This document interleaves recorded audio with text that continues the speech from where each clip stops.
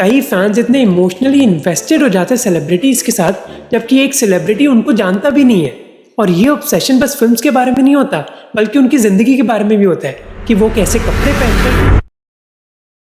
रुको ना मैम, रुको ना, नोरा जी रुको ना, करना जी एक बार यहाँ पे देखिए।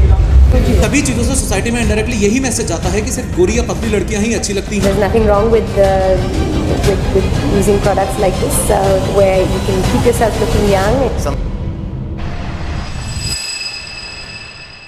तो देखो 1940 और 1950 ये वो क्लासिक era था जब नरगिस और मधुबाला जैसे एक्ट्रेसेस को लोग नेचुरल और ट्रेडिशनल ब्यूटी कहकर पुकारते थे। इनकी प्यारी आंखें और सिंपल सादा मेकअप देख के जनता पागल हो जाती थी। लेकिन फिर 1960-70 का era आया जहाँ कई एक्ट्रेसेस जैसे कि सायरा बानो और जीनत ओरमान ने बोल्ड मेकअप स्टाइलिश हेयर को इंट्रोड्यूस किया और साथ ही साथ वेस्टर्न फैशन को भी फॉलो करके जनता के सामने पेश किया। अब ये वो टाइम था जब जनता का ग्लैमर और मॉडर्न ब्यूटी स्टैंडर्ड के साथ ऑब्सेशन बढ़ना शुरू हो चुका था। और फिर देखते देखते 1980 और 90 का एरा स्टार्ट हुआ जहां बॉलीवुड में ब्यूटी स्टैंडर्ड्स और भी डाइवर्स होने लगे। जैसे all time best Madhuri Dixit और श्रीदेवी जैसे एक्ट्रेसेस ने अपने यूनिक लुक्स और फैशन स्टाइल के साथ इंडस्ट्री में नए ट्रेंड सेट किए। और फिर क्या जनता यहाँ पर इन पर पूरी तरह से लट्टू होती चली गई। यहाँ में पिघल गया।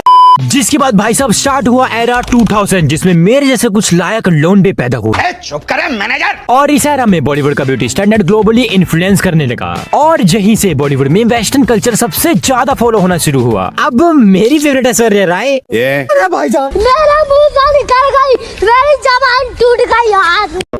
और दीपिका पादुकोण जैसी ग्लोबल आइकन्स इंडियन और वेस्टर्न ब्यूटी को प्रमोट करने लगी। अब इसलिए जनता भी ट्रेडिशनल के साथ साथ वेस्टर्न फैशन में दिलचस्पी दिखाने लगी। जिसके बाद जब धीरे धीरे करके सोशल मीडिया इंडिया में पॉपुलर होना शुरू हुआ तो बॉलीवुड स्टार्स की ब्यूटी रूटीन्स और फैशन चॉइसेस जनता टकटकी लगा के फॉलो करने लगी। और फिर बस मानो सोने पे सुहागा हो गया, क्योंकि इतने वक्त से जो चीजें कम देखने को मिल रही थी अब उनका एक्सेस जनता के सामने मौजूद था।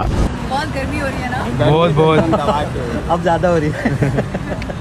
तो भाई सोशल मीडिया के अलावा बॉलीवुड की ब्यूटी को हमारे दिमाग में डालने का श्रेय पीआर या कहूँ मार्केटिंग स्ट्रेटेजी को भी जाता है, क्योंकि हमारे सामने एक ऐसा फैशन सेंस दिखाया जाता है जिसको फॉलो करना आम जनता के बस की बात ही नहीं है। जो भी ग्लैमरस हीरो हीरोइन या इवन इन्फ्लुएंसर्स आपको स्क्रीन पर दिखाई देते हैं उसके पीछे पीआर टीम्स और मार्केटिंग स्ट्रेटेजीज का हाथ होता है। एक परफेक्ट इमेज बनाना कोई इजी टास्क नहीं है, इसलिए पीआर एजेंसीज और मार्केटिंग टीम्स इसके पीछे रात दिन लगाकर काम करती है ताकि एक्टर्स और एक्ट्रेसेस की शानदार सुंदर इमेज को मेंटेन किया जा सके। सपोज कोई एक्ट्रेस है तो उसके जिम कॉस्ट्यूम से लेकर इवेंट्स में आने जाने तक सब पहले से ही डिसाइड होता है। अब मैं सिंपल भाषा में कहूँ तो पीआर और मार्केटिंग स्ट्रेटेजीज का काम होता है ये एक्टर्स और एक्ट्रेसेस के अलग अलग लुक्स और स्टाइल्स को लगातार मीडिया में फीचर करना, जिससे मैगजीन्स, टीवी शोज और ऑनलाइन प्लेटफॉर्म्स पर इनकी प्रेजेंस हमेशा अच्छी दिखती रहे। बाकी सर्जरीज बोटॉक्स तो है ही जिनसे ऐसा चेहरा भी कुछ ऐसे दिखने लगता है। और भाई इस पर तो मैंने डिटेल वीडियो ऑलरेडी बनाई हुई है जिसको आप इस वीडियो के बाद जरूर देखना। तो अब जब चेहरा मस्त सर्जरी से चमकने लगे तो फिर बात घूमकर आती है एंडोर्समेंट्स पर। होटल्स और विलास में हजारों खर्चा करने के बाद भी सेटिस्फेक्शन नहीं मिला। तो ब्रांड्स की नंबर 1 चॉइस हमेशा ऐसे सेलिब्रिटीज होते हैं जिनकी ऑलरेडी फेयर स्किन होती है और इसीलिए फेयरनेस क्रीम, शैम्पू, परफ्यूम्स ये सब इन्हें बार्टर सिस्टम के थ्रू फ्री में दिए जाते हैं, जिससे ये उन प्रोडक्ट्स को यूज करके वीडियो बना के अपने अकाउंट पर अपलोड करे और इससे ब्रांड्स को फायदा मिल सके। अब यहाँ पर दिक्कत हो जाती है ऑडियंस के लिए, क्योंकि भैया उन्हें लगता है कि ये प्रोडक्ट्स अगर हम भी यूज करेंगे तो वाह बहुत सुंदर है वे।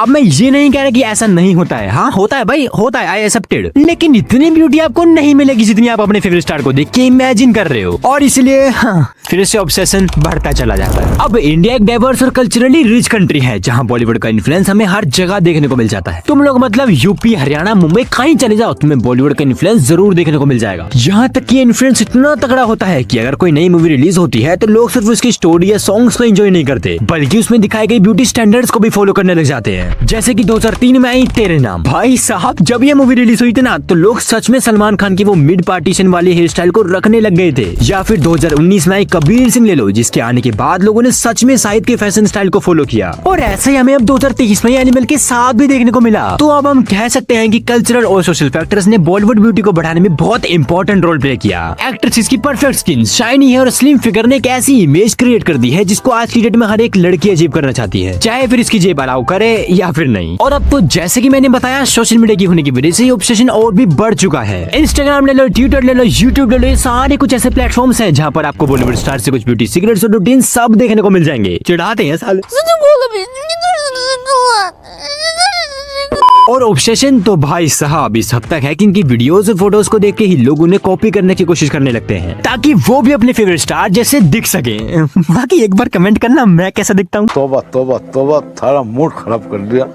तो भाई ऑब्सेशन होता ही क्यों है? देखो आजादी से पहले जब अंग्रेज हमारी कंट्री इंडिया पर राज कर रहे थे तो ना हर एक इंडियन सुपीरियर की नजर से देखता था क्योंकि उनके पास हम इंडियन से ज्यादा पावर और एजुकेशन थी। अब ब्रिटिशर्स की स्किन बहुत ज्यादा गोरी हुआ करती थी और साथ में वो बहुत ज्यादा हाइजीनिक तरीके से रहा करते थे, जिसकी वजह से सब कॉन्शियस मिथ हमारे इंडियंस के दिमाग में ऐड हो गई कि व्हाइट स्किन मतलब सुंदरता और सुंदरता मतलब पावर, सक्सेस, ग्रोथ। और इसलिए अगर आप गौर करोगे तो हिंदू देवी देवताओं को भी गोरा या नीला रंग में दिखाया जाता है जिससे वो और भी अधिक सुंदर दिख सके, लेकिन असलियत में तो भगवान की स्किन व्हाइट कभी थी ही नहीं। यहाँ तक कि हमारे हिंदू भगवानों को भी ज्यादातर गोरे रंग में दिखाया जाता है और वो भगवान जिनको किताबों में डार्क बताया गया है उनको भी हम या तो गोरा या ब्लू रंग में दिखाते हैं, जबकि कृष्ण शब्द का मतलब ही संस्कृत में डार्क या ब्लैक होता है।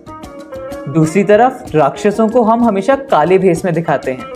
इसीलिए चेन्नई के भरद्वाज सुंदर और नरेश नील ने अपने डार्क इज डिवाइन प्रोजेक्ट में हमारे भगवानों को और रियलिस्टिक अवतार में दिखाया। ना सिर्फ इंसान बल्कि भगवानों का भी जो एक्चुअल कलर है वो हमें क्यों नहीं दिखाया जाता? हमारे ग्रंथों में साफ साफ लिखा गया है कि श्री कृष्ण जी सहित कई सारे भगवान ऐसे हैं जो कि काले हैं। महाभारत में श्री कृष्ण जी को डिस्क्राइब किया गया है नील मेघा श्याम से, यानी कि उनके फेस का जो कलर है वो पानी से भरे बादलों के समान बताया गया है, यानी कि काला रंग। लेकिन फिर भी ज्यादातर हम देखते हैं कि श्री कृष्ण जी की जो मूर्तियां होती है या तो वो सफेद होती है या फिर वो नीली होती है। और ना सिर्फ कृष्ण जी बल्कि माता लक्ष्मी, माँ दुर्गा, भगवान विष्णु, शिव जी सब सांवले।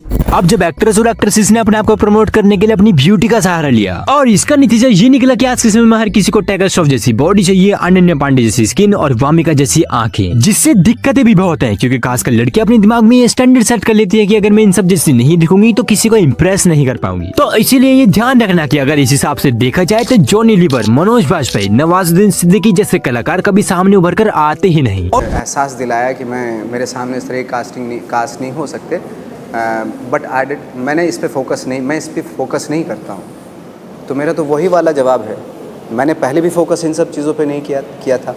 ये इंडस्ट्री से ज्यादा हमारी सोसाइटी में बहुत है। और ये बातें जब कोई नहीं समझता तो वो एक ऐसे डिल्यूजन वर्ल्ड में चले जाता है जो कभी एग्जिस्ट नहीं करता, और इसीलिए जो ऑब्सेशन शुरुआत में छोटा सा लगता है वही आगे चलकर एक बड़ी इनसिक्योरिटी बन जाता है। कहीं ना कहीं ये ऑब्सेशन हमारी मेंटल हेल्थ पर इम्पैक्ट कर रहा है क्योंकि लोगों को लगता है कि वो कभी भी उन स्टैंडर्ड्स तक पहुंच ही नहीं पाएंगे, लेकिन उनको ये नहीं पता कि इन सब के पीछे ना जाने क्या क्या होता है। देखो एक बार को उनकी गलती कम है, हमारी ज्यादा है, क्योंकि भाई साहब हमको ही चाहिए परफेक्शन, लिप से लेकर फिगर्स तक सब कुछ परफेक्ट हमको ही चाहिए भाई। लेकिन एटलीस्ट हमें किसी से भी अपनी ब्यूटी को कंपेयर नहीं करना चाहिए। सब सुंदर है यार, सब सुंदर है। और इसका बेस्ट एग्जांपल हम ले सकते हैं साउथ की एक्ट्रेस साई पल्लवी, जो हमेशा ही बहुत सिंपल सी ड्रेस में आती हैं क्योंकि वो जानती है अपनी ब्यूटी के बारे में। तो चलो भाई यही थी आज की वीडियो, पसंद आए तो जरूर लाइक ठोक देना। बाकी चैनल पर और भी मस्त मस्त कंटेंट अपलोड है तो जाके बिंग वॉच कर डालो। तो मैं भी चलता हूँ, टाटा।